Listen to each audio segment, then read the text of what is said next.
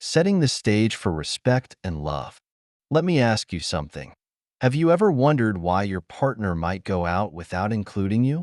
I'm not referring to the occasional night out with friends or a celebration that doesn't involve you. I'm talking about the unexplained, regular absences that leave you in the dark. No updates, no messages, just silence. Does that sit well with you? Imagine this scenario. You've had a long, grueling day at work. Maybe your boss was unreasonable, or the deadlines seemed impossible. All you want is to come home to a warm evening with your partner. But instead, you find an empty house. No text explaining her plans. You're left scrolling through your phone, wondering if you even crossed her mind that day. Let me tell you this. Love and respect should go hand in hand. If you're not feeling respected, it's time to reevaluate. Today, we dive deep into what it means to have a relationship built on love, respect, responsibility, and boundaries. This isn't about control or dominance. It's about understanding your worth and creating a balanced, fulfilling partnership. Chapter 1. Love without respect is empty. Love without respect is like a car without fuel. Sure, it might look appealing, but it won't take you anywhere. Respect isn't about demanding obedience or controlling someone's actions. It's about mutual acknowledgement of each other's worth. Imagine this. Your partner is out with friends. A simple text saying, "Hey, just wanted to let you know I'm at XYZ spot and we'll be back by midnight," can make all the difference. It's not about asking for permission, but showing consideration. On the flip side, if your concerns are brushed off as insecurity, it's time to reflect. Think about the movie A Bronx Tale. Sonny tells Calogero that love is about balance. Two great loves. One you chase, and one that chases you. A person who genuinely loves you values your peace of mind and respects the connection you share. Story time. Take Mark. For example, he's been in a relationship for 3 years. Initially, his partner was attentive and considerate, but over time, she started prioritizing her social life without informing him. One night, after a heated argument, she said, "Why do you always need to know where I am? Stop being so insecure." Mark realized it wasn't about insecurity. It was about mutual respect. He set boundaries, and their relationship either had to evolve or end. Respect is non-negotiable. Lesson: respect is the foundation of love. Without it, even the strongest connection will crumble. Chapter 2. Balancing responsibility and authority. Picture this. You're at a family gathering. The grill breaks. The kids start fighting, and everyone looks to you to fix things. That's responsibility. But responsibility without authority is like being the captain of a ship without the power to steer it. In relationships, you might find yourself taking on responsibilities, paying bills, resolving conflicts, or planning the future. But do you also have the authority to set boundaries and make decisions that ensure balance? If not, the relationship dynamic needs adjustment. Story time. Consider John, a dedicated husband. He worked tirelessly to provide for his family, but found himself excluded from major decisions. His wife often made significant purchases without consulting him. One day, John decided to address this imbalance. He explained that while he's happy to shoulder responsibilities, he needs to be part of the decision-making process. They worked together to redefine their roles, creating a partnership based on collaboration. Lesson: authority and responsibility must coexist. Without balance, resentment can build, and relationships can falter. Chapter 3. The power of boundaries. Boundaries are essential in any relationship. They're not about pushing people away. They're about protecting your well-being. Here's the hard truth. If someone doesn't respect your boundaries, they're not valuing you as they should. Example: imagine you go to a restaurant and receive a cold, stale meal. You wouldn't eat it just to avoid conflict, would you? The same principle applies to relationships. Don't settle for less than what you deserve. Story time. Sophia was in a relationship where her partner constantly flirted with others, dismissing her feelings as overreaction.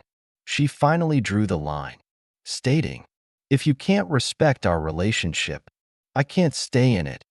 Walking away was tough, but it opened the door for a healthier, more respectful relationship in the future. Lesson: boundaries protect your self-respect and ensure you're not undervalued. Chapter 4. Testing true intentions. Want to know if someone truly values you? Pull back slightly and observe. This isn't about manipulation. It's about understanding where you stand. Story time. Mike texted his girlfriend every morning for months.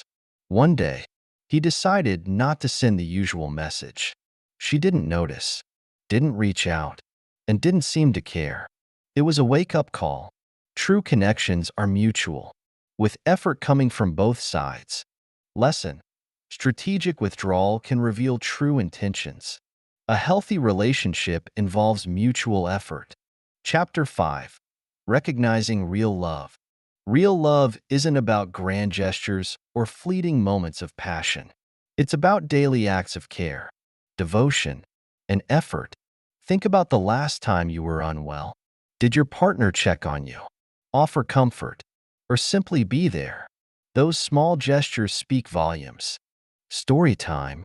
In The Notebook, Noah builds Ally her dream home, not because she asked, but because he wanted to give her something meaningful. Real love is about selflessness and genuine care. Lesson: real love is about reciprocity and being present for each other. Conclusion: setting high standards. You are a person of value. Don't settle for anything less than you deserve. If your partner isn't showing up for you, it's time to walk away. This isn't about anger or making a point. It's about standing in your power and demanding the respect and love you deserve. Final thought: life is too short to settle for mediocrity in relationships. Hold your ground, set high standards, and remember, the right person will meet you at your level and grow with you. And here are some experiences and personal opinions on this point of view. My wife and I have been living our romance for 19 years, and of course I'm guilty of all the mistakes below. I hope some guys will be smarter than me. Men often adopt a one-size-fits-all strategy regarding women. Let's learn some pickup lines. If it worked with Susie, it'll work with Stephanie, Claire, Jade, etc. Blondes like XYZ and brunettes like ZYX and redheads love. Who knows what? Men tend to listen to single men for advice about women. Worst idea ever. Look for guys who walk the path. Pay attention to what women say when there's nothing between you guys. Men think in terms of pools and leagues. She's out of my league, they say. No, she's testing you. Learn the difference if you don't want to be part of this single league forever. Men usually speak the male language with women. You are 80% balls when she is 30% pussy. Your brain is not where hers is. You speak your mind. Women infer their meaning. Learn the difference. Adapt. Women tend to think a lot about the future. It just is. Adapt. Men easily think that the grass is greener elsewhere. The grass is greener where you water it. Stop thinking that you deserve someone who. The perfect girl is the one who can put up with your needs, desires, and stomach. And that's already considerable. Another perspective on romance and love. Starting out, I have to say that these are my ideas about romance. You asked about men making mistakes, and I can't give you a comprehensive answer that covers all women in general. So I'll tell you what romance is to me. Romantic gestures that don't move me might work a treat on other women. So why envy? Believing that the purpose of romance is to end up in bed together. Don't get me wrong. Romance, done right, frequently does end in bed. But sex should not be the goal, and romance is not wasted if sex doesn't happen. If it never happens, it might be time for a talk. Thinking that romance requires big gestures, a fancy dinner, a limo, dozens of roses, jewelry, all of those things that you see in commercials. Of course, those things are nice, but a huge, even sincere, gesture doesn't make up for neglect the other 364 days of the year. Romance isn't a checklist. It's not a quid pro quo. It's a way of being together. This flows both ways. 2. Men need a little romance in their lives. For me, the heart of romance is knowing that I'm being heard and thought about. My husband once bought me a pair of earrings that I had admired months ago in a shop and then forgotten about. He heard me say that I liked them a lot and went back later, bought them, and then gave them to me for Christmas. Now, don't get me wrong. I love it when he chooses something that he thinks I'll like. He's usually right. This gift, however, said that he was paying attention. He heard me and remembered. That fact meant more than the actual earrings did. Romance is paying attention. Romance is trying to understand one's partner's vulnerabilities and always keeping those safe and unexploited.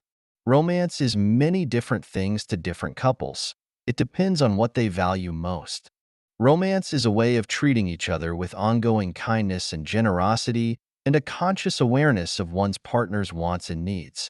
A tiny gift or a small act of generosity or affectionate concern can go a long, long way in keeping romance alive if it's a consistent reminder of love and caring.